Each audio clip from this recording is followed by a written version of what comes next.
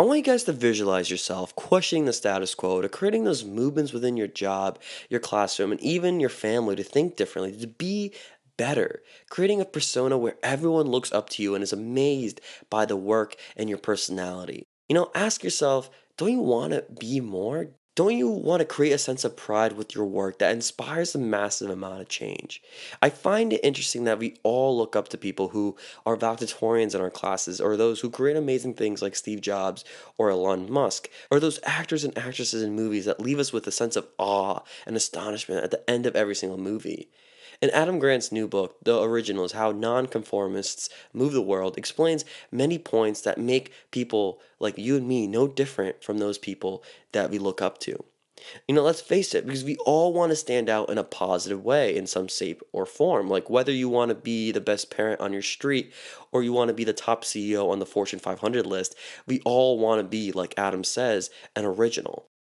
For me, my thought process when I want to become an original in some sort of way is like I wake up and I have this idea, things like write a thought provoking blog post or reach out to a random person about Fit Sold Out Life, and I get stuck. I get mentally stuck when I have no idea what to do. I get scared, I get confused, and I become overwhelmed. And I slowly give up on that task I wanted to do or take on.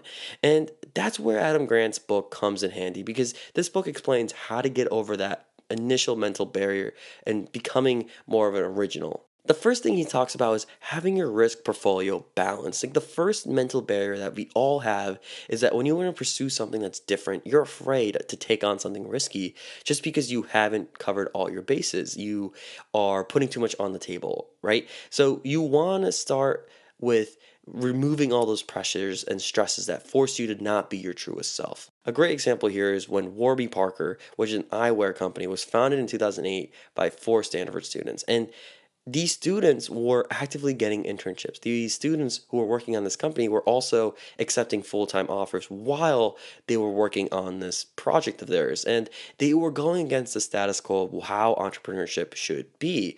And pretty much what happened is Warby Parker worked off and it blew up, and now it's $1 billion company.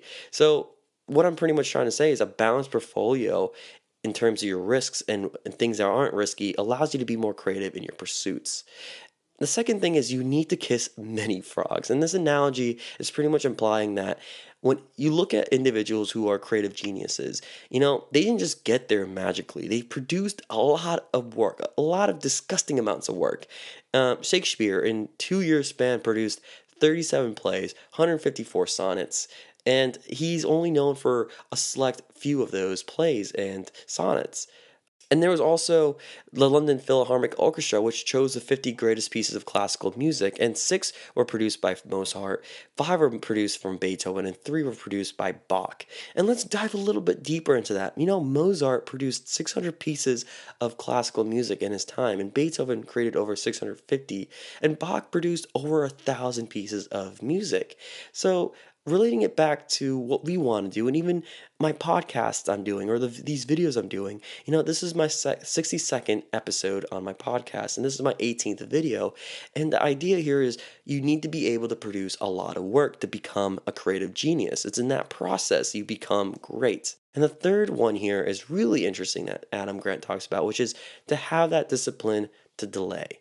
There's so many times in school I get this classic line of, I work better when I put things off. Maybe they have a point here. Maybe becoming more intentional with stopping and walking away from what we're working on helps unclog our minds and help allow for that divergent thinking. A great example of this is when Martin Luther King gave the famous I Have a Dream speech. And it's kind of interesting, and it's kind of amazing is that part of the speech that we all remember wasn't even on the script that he was given. And he kind of just winged it at the middle of his speech. So pretty much what I'm trying to say is maybe there is power in pushing things off till the end. The last thing is how to motivate yourself differently when you're committed to something and when you're uncertain about something. We all get discouraged and we want to quit when times get hard. But the bad news here is that feeling will never go away. But the good news here is adjusting your mindset to think differently is key. And Adam says it perfectly here, which is when you are determined to act, focus on the progress that's left to go, and you'll be more energized to close that gap. And when your convictions falter, Think of all the progresses that you've made. See, in the art of being mindful, we need to listen to the voices in our heads to be a little different, to stand out from the rest. But see, this is the first step. We all go through this. But what differentiates those that we look up to and us is that they made that single decision to act. My hope for you guys today is to make that decision, to act, to be different, to be an original, like Adam says.